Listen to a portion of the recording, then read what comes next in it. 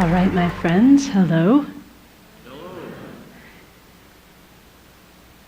So I want to start off with a few questions.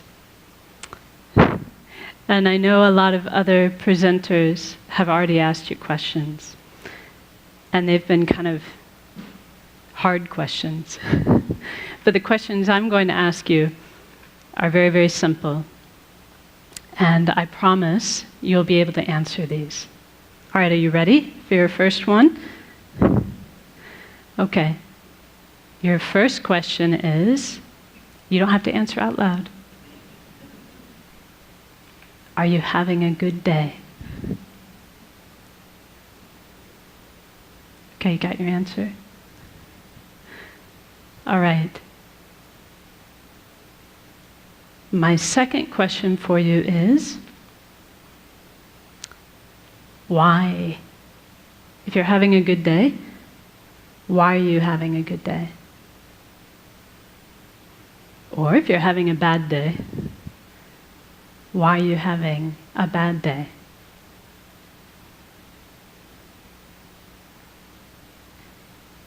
So I have one more question for you. This should be the easiest one of all. My last question is, tomorrow, would you rather have a good day? Or would you rather have a bad day? Do you have your answer for that one? What about the day after tomorrow? What about Sunday? Let's see. Yeah, that's right. Tomorrow's Saturday, Sunday. How about Monday? Would you like to have a good day or a bad day on Monday? Tuesday? Wednesday? Thursday? Friday? This time next week? A good day or a bad day?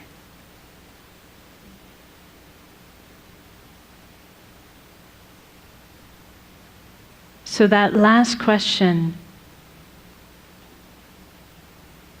like I said, is probably the easiest one for us to answer.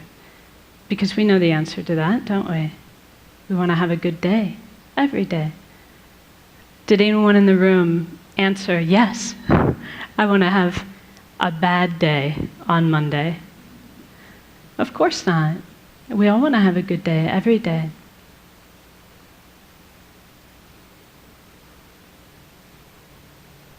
So this is really speaking to the type of happiness that we all wish for in our heart of hearts. We have a good day when we are happy.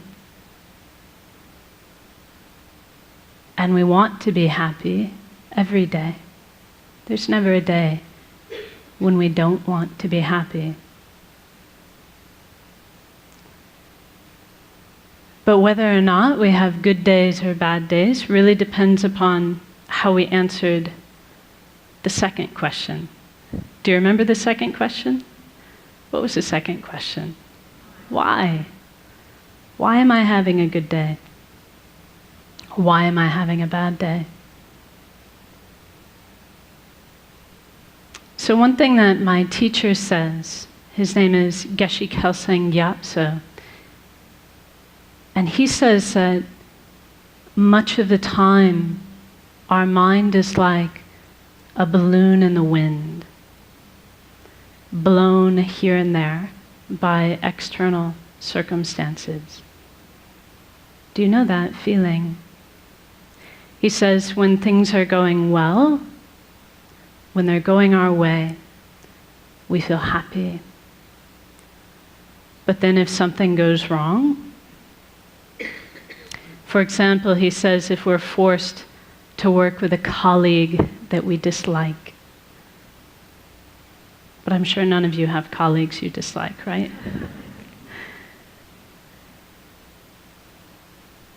He says if we're forced to work with someone we dislike, or if something doesn't go our way, then our happy feeling disappears.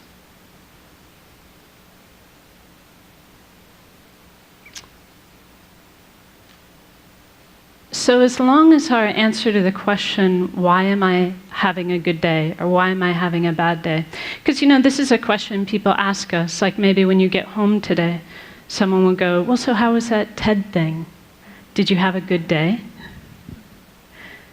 And we'll say, yeah, I did.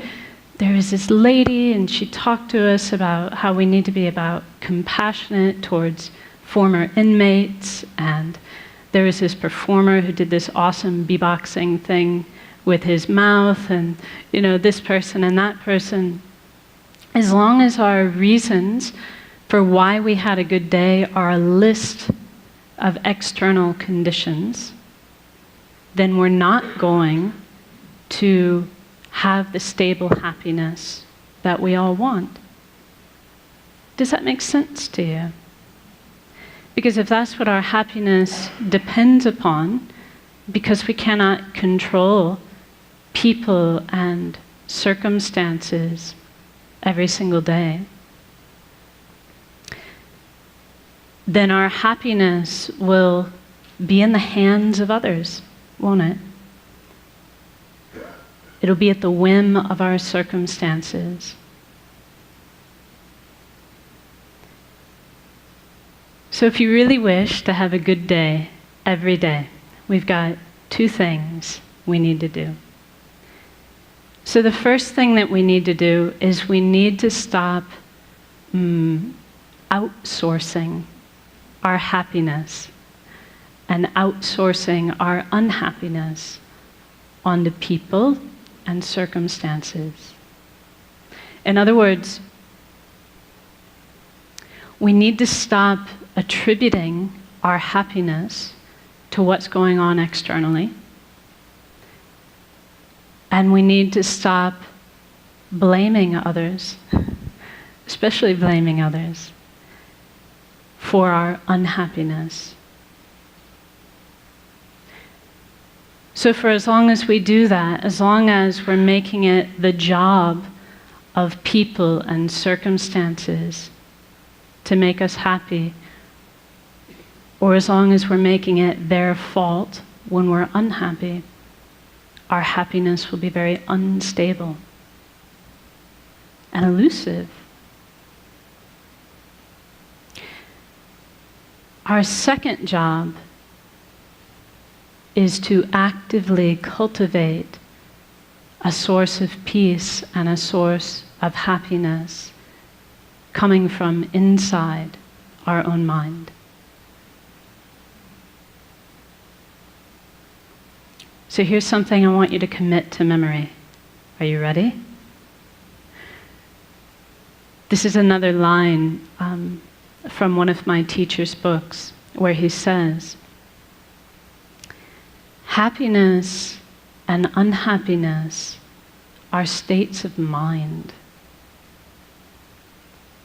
and therefore their real causes cannot be found outside the mind. So if we have a peaceful state of mind, we will be happy regardless of people and circumstances. If our mind is unpeaceful or agitated, then even if we have very good circumstances, we'll find it impossible to be happy.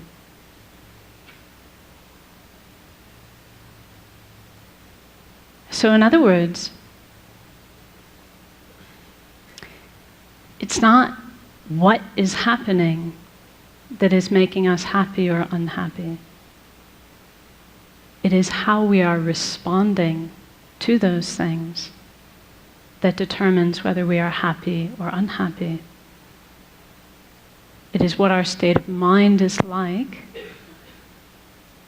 that determines our happiness or our unhappiness. So how are we going to do this? So we can all understand this. Like intellectually, it's not rocket science, is it? It's not hard to understand. And maybe to a certain extent, as I tell you these things, you're like, yeah, I knew that already. I knew that already. But how do we actually do it? How do we actually cultivate this stable peace of mind that we can rely upon regardless of the external circumstances? So this is really where meditation comes into play. And I would say I would need a whole other TED talk, hint, hint, in order to really do the subject of meditation justice. But for our purposes today, we can say that meditation is a mental action. It's the mental action of concentrating on a peaceful, positive state of mind. If we do that, if we concentrate on a peaceful, positive state of mind, then we can say we're meditating. Whether that's like this, right? See, actually, you don't know if I'm meditating or not, because I could be thinking about my grocery list.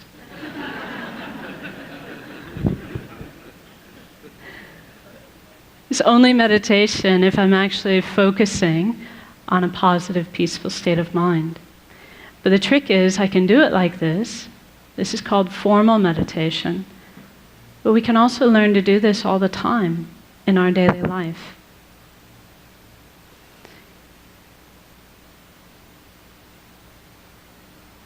So see, here's a perfect opportunity. We concentrate on a mind of patience. We're not disturbed, not unhappy. So why don't we try it now? Are you up for it? Just a short meditation. According to the clock, I've got 3 minutes left. This is going to be a very brief one. But let's actually try it. Let's try to tap into our own potential for a peaceful, positive state of mind. So now I'll ask you just to sit comfortably and place your feet flat on the floor and your hands within your lap.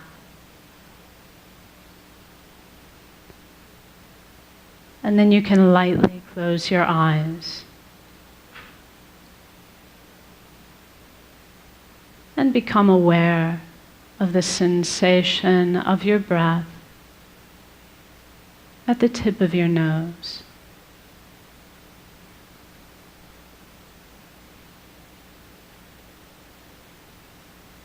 And as you breathe out, you can imagine you are breathing out any agitation, any mental busyness, any frustration or unhappiness in your life. Breathing it all out like dark smoke.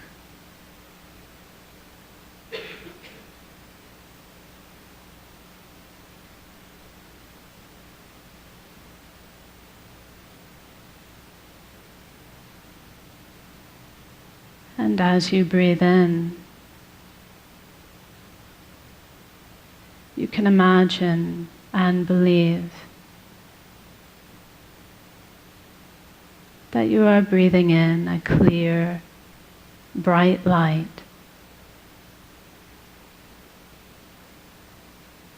which is the very nature of inner peace.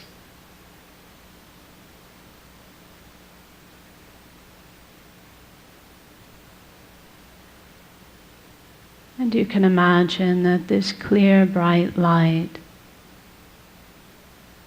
fills your entire body and mind.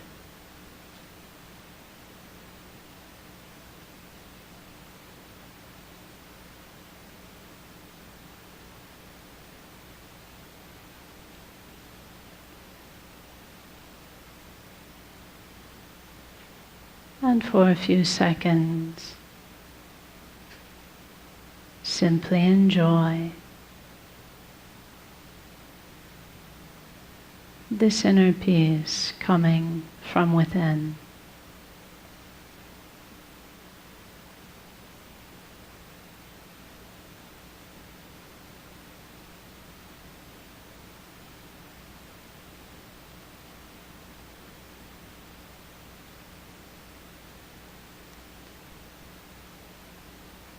And now as we finish, just be determined to bring this inner peace with you into the rest of your day to benefit yourself and others. So now we rise from meditation. Thank you very much.